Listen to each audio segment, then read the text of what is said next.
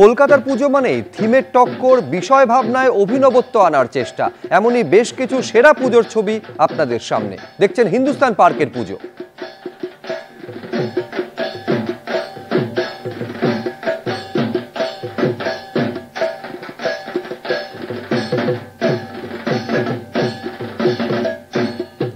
একটালিয়া এভারগ্রিনের পুজো। প্রয়াত মন্ত্রী সুব্রত মুখোপাধ্যায়ের পুজো বলে পরিচিত একটালিয়া এভারগ্রিন।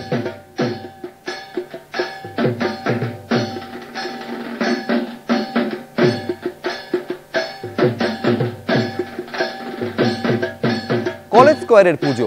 মূলত কলেজ স্কয়ারের পুজো মাতৃ প্রতিমার পাশাপাশি ঝাড়বাতি এবং এখানকার আলোর খেলার জন্য বিখ্যাত।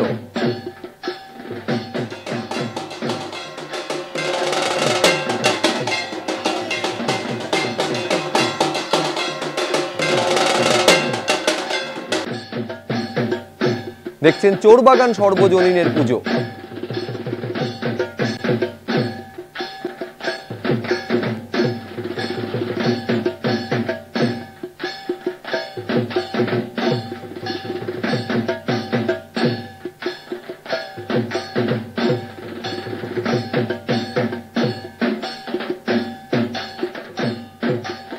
রাজডাঙ্গা নবোদয় সংঘের পুজো মণ্ডপের ছবি এবং মাতৃ প্রতিমার ছবি দেখছেন।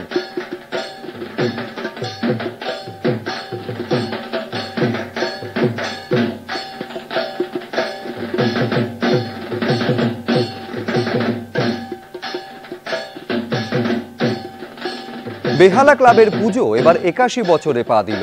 থিমের নাম মন চাষ। বাঙালি যে আসলে আড্ডা প্রিয়, বিষয় ভাবনায় সেটাকেই তুলে ধরা হয়েছে। গঙ্গার ঘাট থেকে শুরু করে চায়ের দোকান, কফি হাউস, নন্দন চত্বর, বাঙালি মানেই জমজমাট আড্ডা।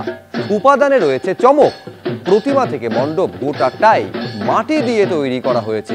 শিল্পী কৃষাণু পাল। এবিপি আনন্দর বাঙালিয়ানায় সেরার শিরোপা জিতে নিয়েছে বেহালা ক্লাব। আমরা এই মুহূর্তে রয়েছি বেহালা ক্লাবে।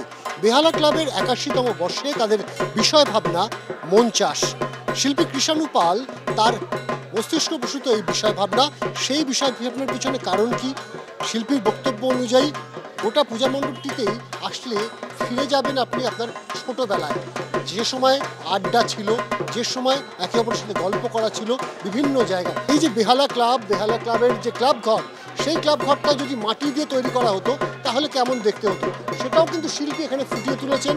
যেখানে টিভি থেকে শুরু করে ফুটবল, মাথার উপরে ক্যারাম বোর্ড সব কিছু রয়েছে এবং বিভিন্ন জায়গায় ট্রফি, সেই ট্রফিগুলো সব কিছুই কিন্তু তৈরি করা হয়েছে একেবারে মাটি দিয়ে, যেটা পাড়ার রক থেকে শুরু করে কফি হাউস সর্বত্র ছিল। কিন্তু বর্তমান সময়ে দাঁড়িয়ে কিন্তু এই আড্ডাটাই হারিয়ে যেতে বসেছে।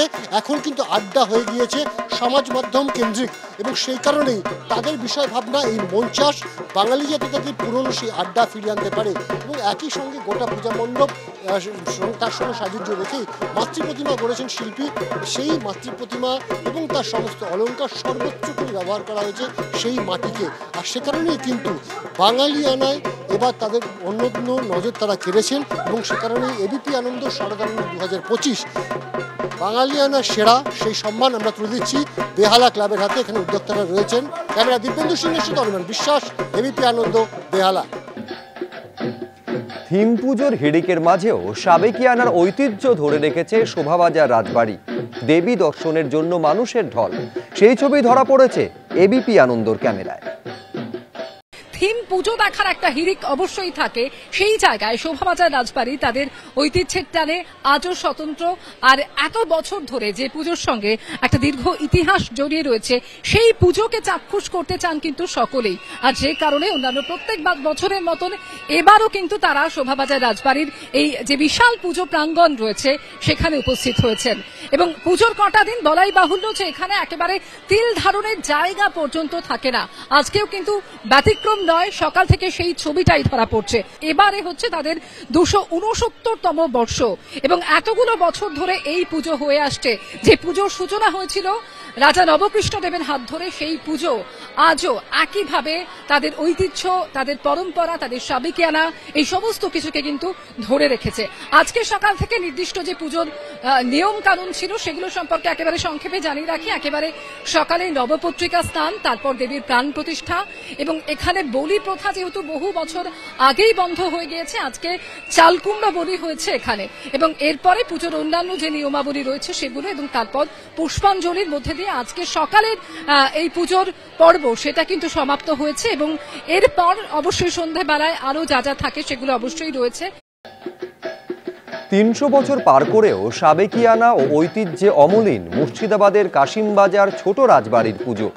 তিনখিলানের নাট মন্দির, এখানেই পুজো হয় পার্বতীর। একচালা সাবেক দেবী মূর্তি। প্রথা মেনে প্রতিপদের দিন ঘট ভরা হয়, সপ্তমীতে হলো মায়ের প্রাণ প্রতিষ্ঠা। এদিন সকালে নবপত্রিকা পুজো করা হয়। রাজবাড়ি থেকে কাটিগঙ্গা পর্যন্ত শোভাযাত্রা করে পঞ্চমূল ঘট ভরতে যান কাশিমবাজার ছোট রাজবাড়ির সদস্যরা।